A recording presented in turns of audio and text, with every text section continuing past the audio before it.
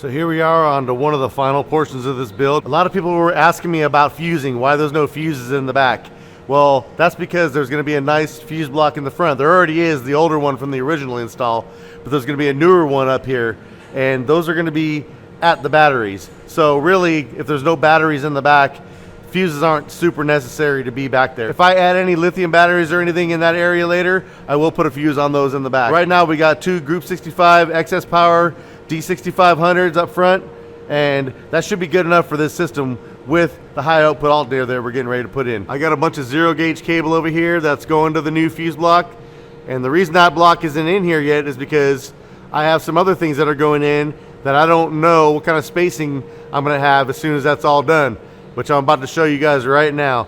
And yeah, let's get this thing started and let's finish up this project. So today's project, the long-awaited, well, not very long-awaited, it only took a couple days to get here, but we got the new intake and we got hot and cold pipes for the turbo. Of course, I've been waiting for the longest time to open this up. I'm just not at that point yet, but now we're here, and this is our high output alternator from MechMan. I wanted to do all this at the same time so I don't have to pull it apart, put it together, and then pull it apart again. And yes, I know, I'm well aware, the engine bay is dirty.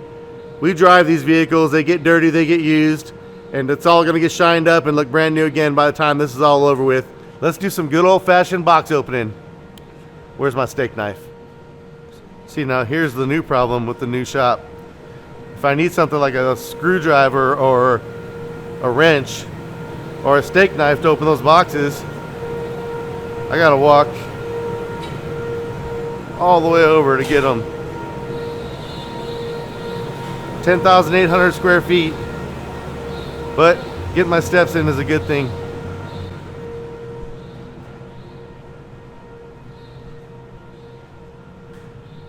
Let's go find that steak knife. Gonna rub these executive doors. Yeah.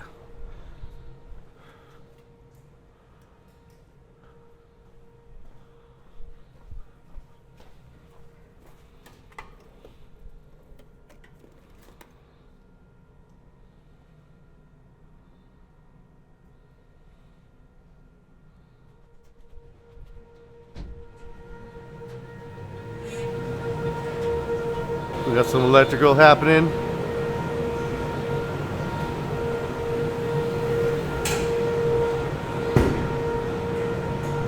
Look at that, all that just for a steak knife. All right. We'll start out with this alternator from MechMan. Look at this thing.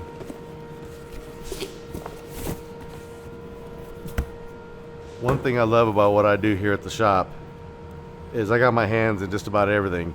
As I look at this beautiful box and I see the laser work that we did here at the shop, like I designed this logo for them years ago, and I'm the one that laser etches it. The pulley and the outside. We've got a triple alternator bracket. We cut those here at the shop. This is great. MechMan for the win. My favorite brand. Unfortunately, not that it matters too much, but these ones don't come in any special color. You can get them done, but where it's going to be buried way down in there, I don't really need a special color. But as you can see,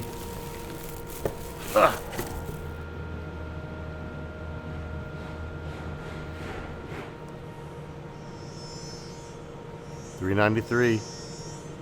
Can't go wrong with that. Typically, if I was doing this, making a video with these products, I would give them each their own video because they deserve their own video. But since I have to kind of do all this at the same time and not tear it apart twice, we're gonna do it all right now. This Gail Banks signature right here looks so real. I thought I actually had an autograph from Gail Banks. Yeah, I found the same autograph up on this one too, and I forensically found out that it's printed on the box, but hey, it looks pretty good. Felt good for a minute.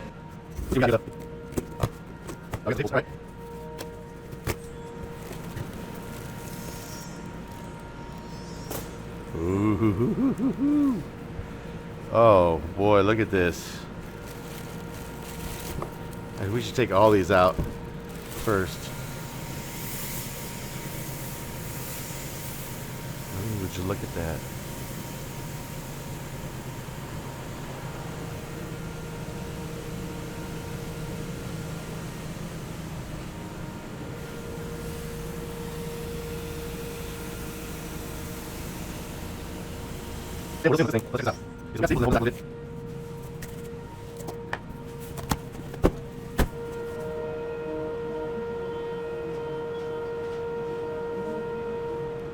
So it's safe to say that we got a really nice goodie table sitting here.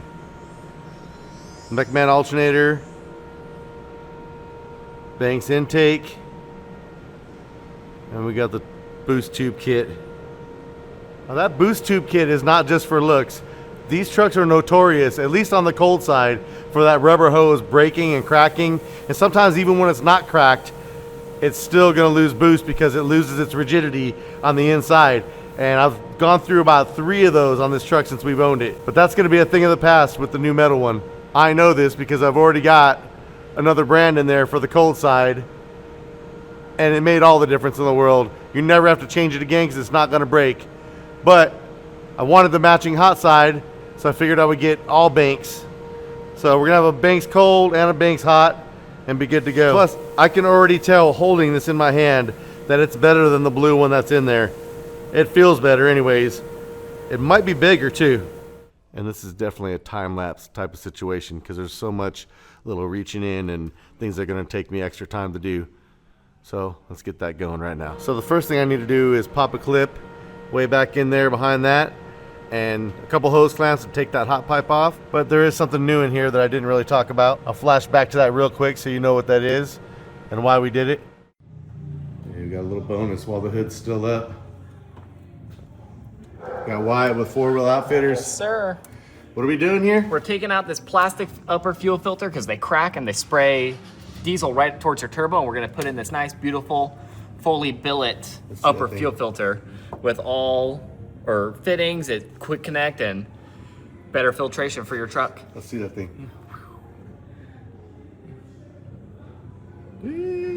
Sick as hell. Yeah. And why is it important to change this out? So that way your truck doesn't burn to the ground. Oh yeah? So we don't. Why would it burn to the ground? So these plastic ones, they're molded and they're like welded, plastic welded together, and they spray fuel right towards your turbo, which sits right under there. And you know, nobody wants to catch fire because the diesel's gonna catch fire. So cool. Yeah, we're gonna pop that thing in there and you're gonna be all set.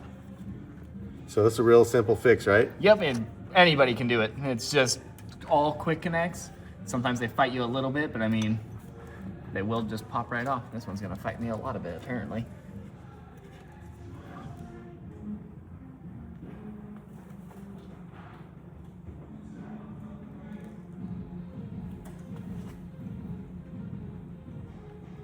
There's your old one, full plastic. And you can see like even this edge is where they usually start spewing out. Just they are not put together very well. This guy right in here. And then it's got an O-ring on this, or on the billet, so it's just gonna sit right in your factory cup. You push it down a little bit. Put all your fittings back on. Just like that? Yeah, just like that. And then we're gonna prime the truck like, let's say 5 or so times just to make sure we got all the air out of the system, and then fire her on up. Just like that.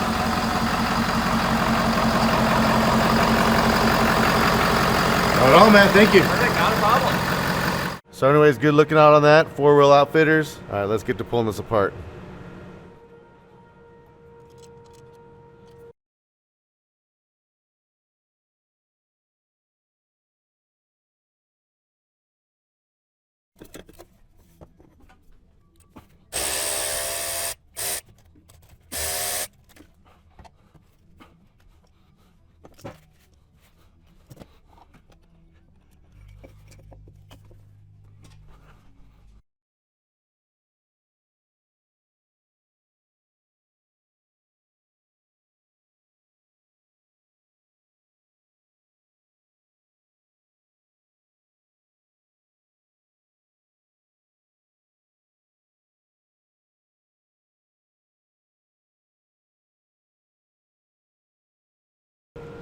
So this is what was in it, and this is what's going in it. We got the factory hot pipe over here. This thing could easily fit all the way inside of that. And I've got the blue Sinister that I put in a while back because, let's face it, no matter what brand you upgrade to, that top pipe you're gonna need to do. So anyways, the Sinister worked out all right. It never broke, so no problems with that. But this Banks is much bigger and more robust. I'm pretty sure I could put that one inside of this one also.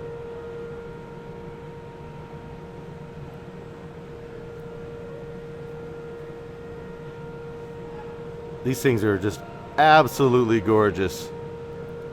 The way these boots go over the top of the pipe flanges just right.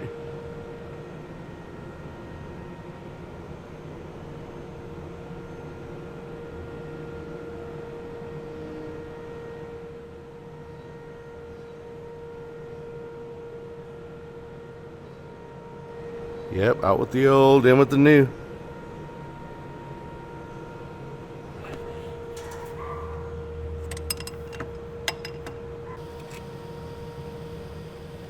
All right, with that undone, pipes out of the way, we got the alternator. This thing is kind of crusty.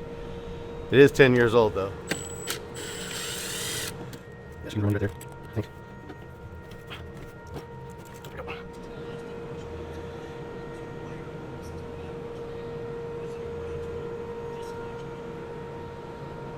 They look about the same, except one's a lot more powerful.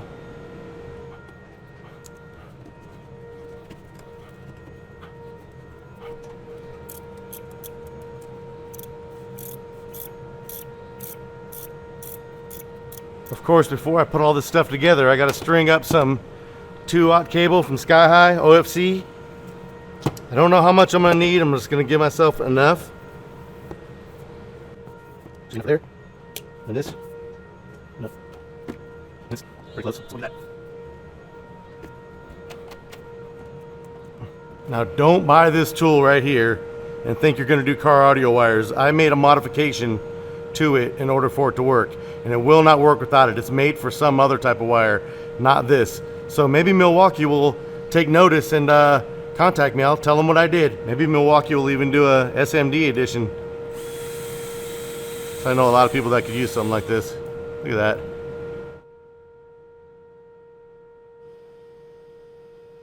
Do this, will you guys review?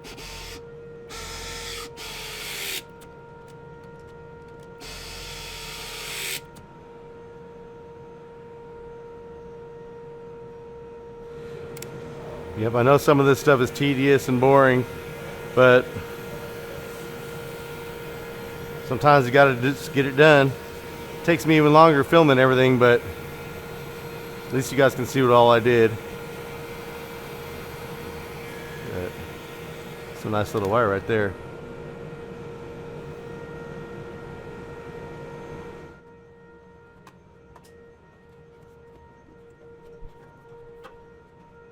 It never ends. Just when I thought I was going to be able to hook my pipes up, I got more wires to do. I forgot about the battery negatives. So I'm not even so sure where they're all going to be until everything's put together. So I just have to leave them all along. So 2-aught negative going from the battery, both batteries, each one of them, over to the alternator bracket. And then from the alternator bracket, that's the entire engine ground. And on the bottom, I got the engine ground going to the frame and to the amplifiers.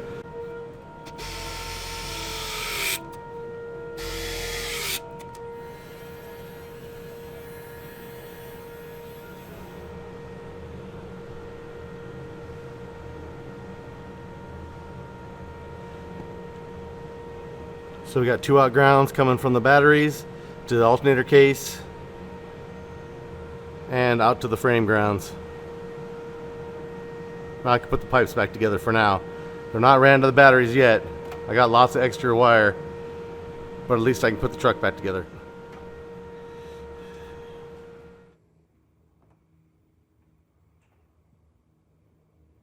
I know the last clip you saw was me climbing into the engine bay with the red pipe in my hand, and now it's done.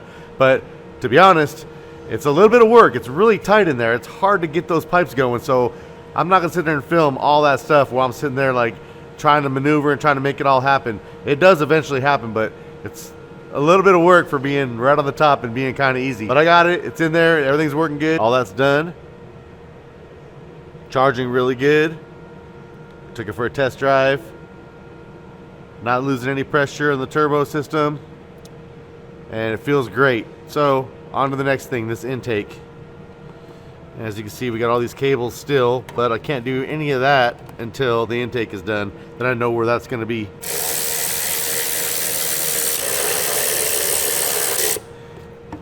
I do want to clean the bracket up. It's a little bit ugly. So we'll sand it down and reshoot it so at least it's clean. See how nasty these things are? Just a little bit of corrosion, some dirt. I mean, it is a truck, but yeah, we'll clean these up.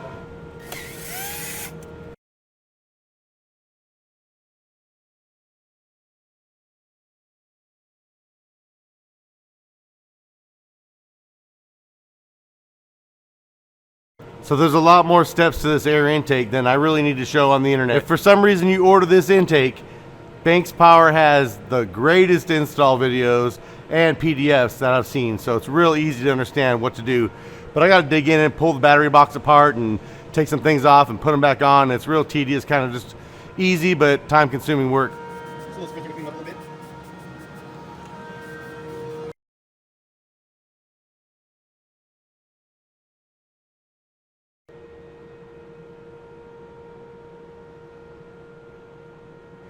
Out with the old, in with the new.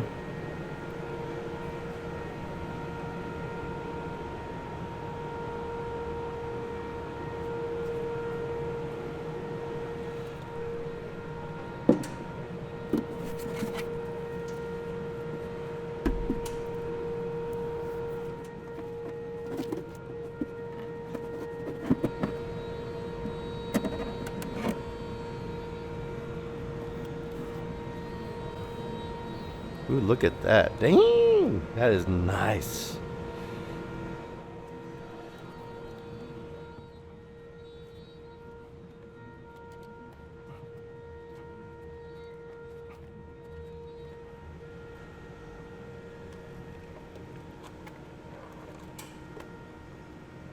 All right, intake's in, tubes are on, alternator's in. Now for the fun part, the power wiring. And then I'm pretty sure, other than some tuning, we're done. This fuse block is mounted with Torx screws and nylon nuts on the bottom of it. So it's mounted really nice, no wood screws or anything like that. I realize I'm fuck-soring myself by putting it there, because if I need to get to that fuse block, it's gonna be hard. So I gave myself plenty of slack on these outgoing 2 watts. That one right there has some slack too, but it's further down in. So if I need to, I can unhook these and move it out of the way. It'll suck, but I'll be able to do it at least. All the wiring is done. I'm just a couple fuses away from being finished.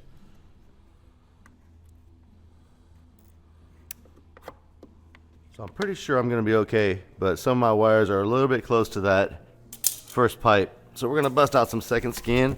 I'm sure everything's gonna be fine because there's lots of factory plastic stuff around that pipe, but my wires are about 1/4 inch off of it. So just for a little extra reassurance, I'm gonna put a little heat shield there. Second skin doesn't just make sound deadener.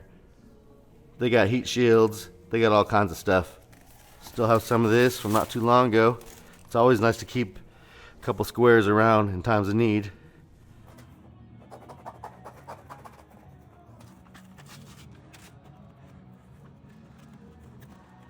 But everything's looking good. Everything's in here. Got some heat shield in some critical areas. Did a little bit over there, did a little bit over there. Those cables are kind of close to the engine, but not quite. But I put some in there anyways, just to be double sure. Everything's nice and clean. You can see how I attached these batteries with some aluminum bars that we make.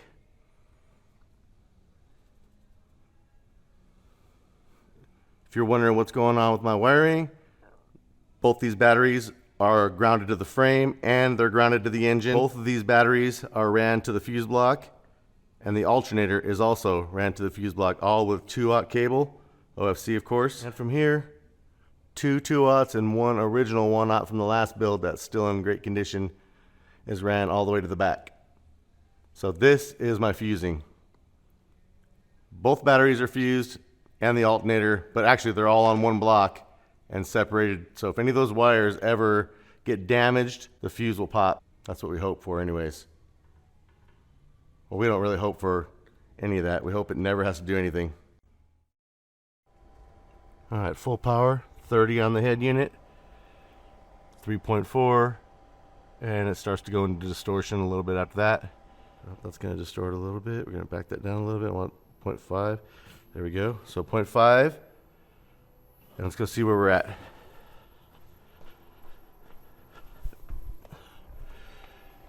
We got distortion at 30, 3.6. So I'm going to drop that back down a little bit. We're going to do 0.75.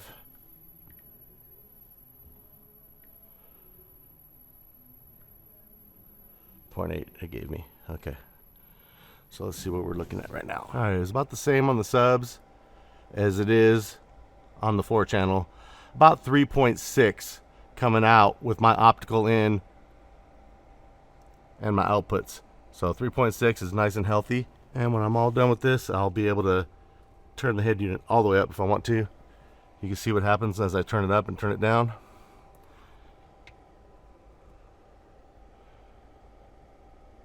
Zero.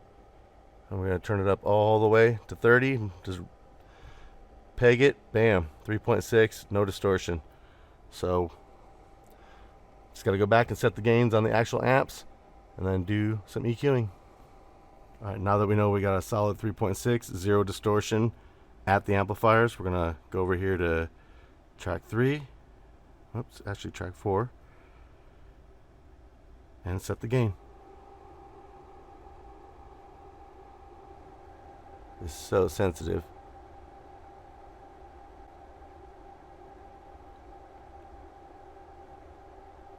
There we go. About 6 dB of overlap on the 4-channel. Now I just need to move over to the sub amp.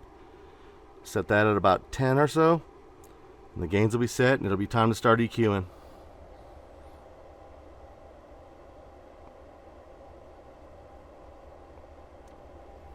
(10 dB of overlap on the subs should do really well. Deck turned all the way up to 30. SMD bass knob all the way up. 10 dB of overlap. Watch what happens as I turn this knob down. You'll see. Oh, look at that. There it goes. All the way, all up, nothing. And then as you crank it all the way up, you're at your gain set position. And there we have it. The gains are set really nice. Everything is totally flat. We'll do a little EQing. I'm sure it sounds even better than ever flat. But we'll tune it up a little bit.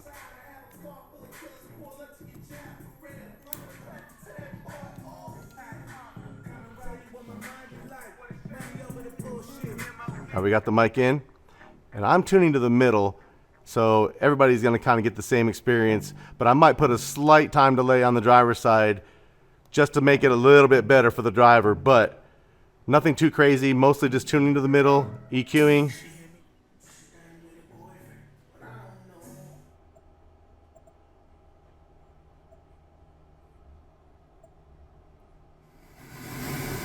So as you can see, what's coming out of the system right now, and we're flat over here on this side.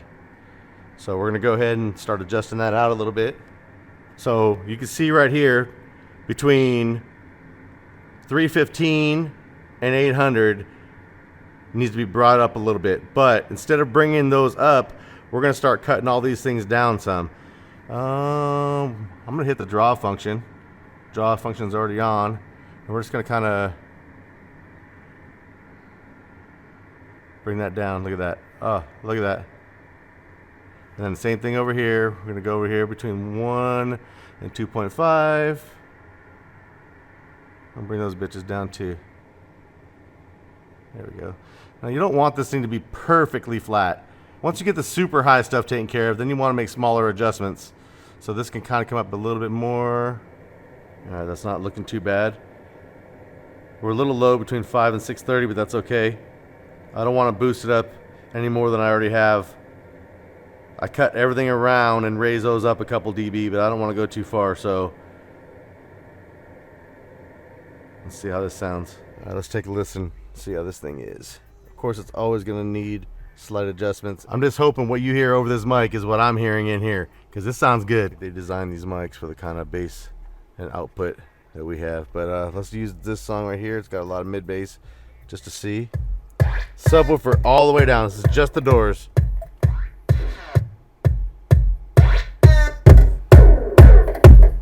Deck all the way up.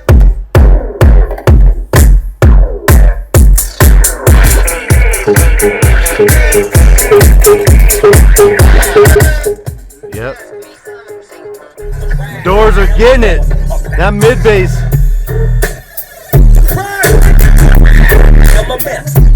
I bet this mic ain't picking up what I'm hearing. All right, we good. Let's give us some bait.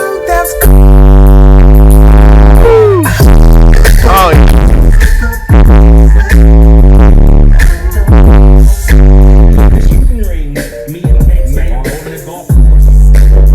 These copyrighted songs are gonna get me in trouble, but you know I gotta go through the whole catalog all over again. We'll do some fine listening. Let's see if anything needs to be adjusted, but for the most part, it's pretty good. Gains set, matched, crossed over, EQ'd, and this system is done. Gotta go pick mama up, let her drive it around, let her touch the knobs, let her turn everything. It's her truck. See if she likes it.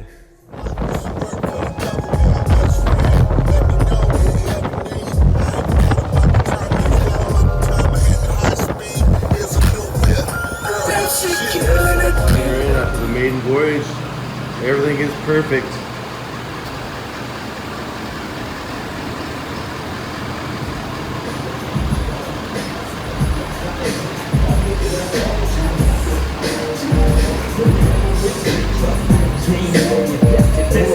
Hey, you a happy girl or what? Very. Ah, yeah.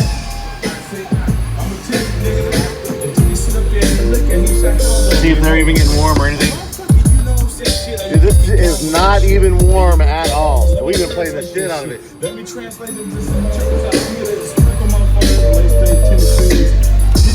Bass amp's not warm either. Nice. Nothing in the world like a successful, fun build that should last a good long time. Now, yeah, thanks for joining me. And with that, I'm out of here. On to the next one.